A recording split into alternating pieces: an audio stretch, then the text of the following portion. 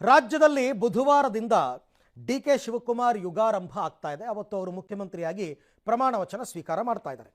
ರಾಜ್ಯದ ಆಡಳಿತ ಚುಕ್ಕಾಣಿ ಹಿಡಿದು ಮುಖ್ಯಮಂತ್ರಿ ಪಟ್ಟದ ಆಸೆ ಹೊತ್ತಿದ್ದ ಬಂಡೆ ಕನಸು ಕೊನೆಗೂ ನನಸಾಗ್ತಾ ಇದೆ. ಪ್ರಯತ್ನಕ್ಕೆ ಫಲ ಸಿಗದೇ ಇದ್ರೂ ಪ್ರಾರ್ಥನೆಗೆ ಫಲ ಸಿಗುತ್ತೆ ಅಂತ ಹೇಳ್ತಿದ್ದ ಡಿಕೆಶಿಯ ಪ್ರಾರ್ಥನೆಗೆ ಕೊನೆಗೂ ಫಲ ಸಿಕ್ಕಿದೆ. ತಮ್ಮದೇ ಜಿಲ್ಲೆಯವರಾದ ಅಂದಿನ ಮುಖ್ಯಮಂತ್ರಿ ಕೆಂಗಲ್ ಹನುಮಂತಯ್ಯನವರು ಕಟ್ಟಿದ ವಿಧಾನಸೌಧದಲ್ಲಿ ಡಿಕೆಶಿ ರಾಜ್ಯಭಾರ ನಡೆಸೋದಕ್ಕೆ ಕೌಂಟ್ ಡೌನ್ ಶುರುವಾಗಿದೆ. ಸರಳವಾಗಿ ಲೋಕಭವನದ ಗಾಜಿನ ಮನೆಯಲ್ಲಿ ಪಟ್ಟಾಭಿಷೇಕ ನಡೆಯುತ್ತೆ. ಸಮಾರಂಭಕ್ಕೆ ಖರ್ಗೆ ರಾಹುಲ್ಗೂ ಆಹ್ವಾನಿಸಲಾಗಿದೆ.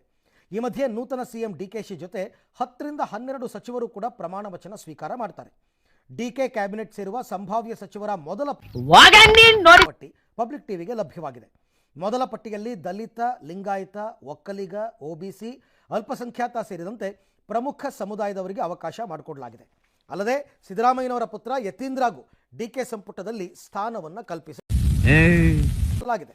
ಬಹುತೇಕ ಸಿದ್ದು ಸಂಪುಟದ 10 ಸಚಿವರಿಗೆ ಮತ್ತೆ ಅದೃಷ್ಟ ಒಲಿದು ಬರ್ತಾ ಇದೆ.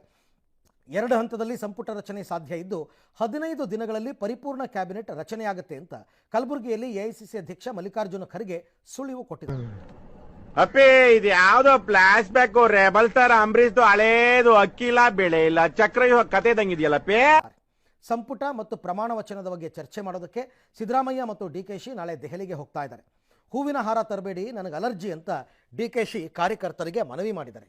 ದೆಹಲಿಯಲ್ಲಿ ಪಟ್ಟಿ ಫೈನಲ್ ಮಾಡಬಹುದು ಅಂತ ಸಚಿವ ಸತೀಶ್ ಜಾರಕಿಹೊಳಿ ಹೇಳಿದ್ದಾರೆ.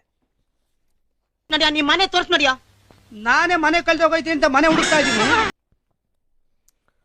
ಓಕೆ, ಹಾಗಾದರೆ ಮೊದಲ ಸಂಭಾವ್ಯರ ಮೊದಲ ಪಟ್ಟಿ ಯಾರ್ಯಾರು ಪ್ರಮಾಣ ವಚನ ಸ್ವೀಕಾರ ಮಾಡಬಹುದು ಅಂತ ಡಾಕ್ಟರ್ ಜಿ ಪರಮೇಶ್ವರ್ ಅವರ ಹೆಸರಿದೆ. ಸೀನಿಯರ್ ಮೋಸ್ಟ್, ಅವರು ಮುಖ್ಯಮಂತ್ರಿ ಸ್ಥಾನದ ಮೇಲೆ ಕಣ್ಣಿಟ್ಟಿದ್ದಂಥವ್ರು. ಈಗ ಅವರು ಕೂಡ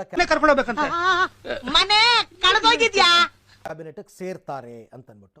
ಇನ್ನೊಬ್ಬ ಸೀನಿಯರ್ ಮೋಸ್ಟ್ KJ ಜಾರ್ಜ್, ಅವರು ಕೂಡ ಇವರು ಪರಮೇಶ್ವರ್ ಅವರು ದಲಿತ ಕೋಟಾದಲ್ಲಿ ಒಳಗೆ ಬಂದರೆ ಇವರು ಕ್ರಿಶ್ಚಿಯನ್ ಕೋಟಾದಲ್ಲಿ ಒಳಗೆ ಬರ್ತಾ ಇದ್ದಾರೆ. ಯಾಕೆಂದರೆ ಇವರೆಲ್ಲ ಮಂತ್ರಿ ಆಗಿದ್ದವರೇ ಸಿದ್ದರಾಮಯ್ಯ ಸಂಪುಟದಲ್ಲಿ.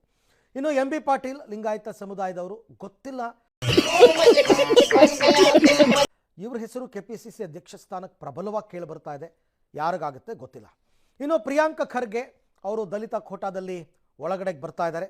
ಬಹಳ ನಿರೀಕ್ಷಿತ ಇದು. ಡಾಕ್ಟರ್ ಯತೀಂದ್ರ ಸಿದ್ದರಾಮಯ್ಯ ಅವರು ಒಳಗೆ ಬರ್ತಾ ಇದ್ದಾರೆ. ಕುರುಬ ಸಮುದಾಯವನ್ನು ಪ್ರತಿನಿಧಿಸಿಕೊಂಡು.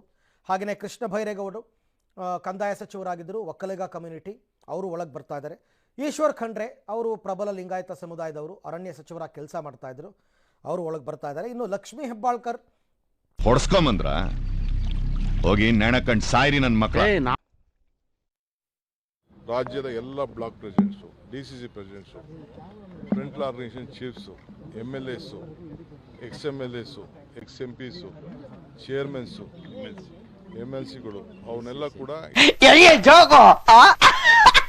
ಇಲ್ಲಿ ಇನ್ವಿಟೇಷನ್ ಎಕ್ಸ್ಟೆಂಡ್ ಮಾಡ್ತೀವಿ. ಎಲ್ಲ ಪಬ್ಲಿಕ್ನೆಲ್ಲ ಮಾಡೋಕ್ಕಾಗಲ್ಲ, ನಮ್ಮ ಕಾರ್ಯಕರ್ತರಿಗೆ ಕ್ಷಮಿಸಬೇಕು.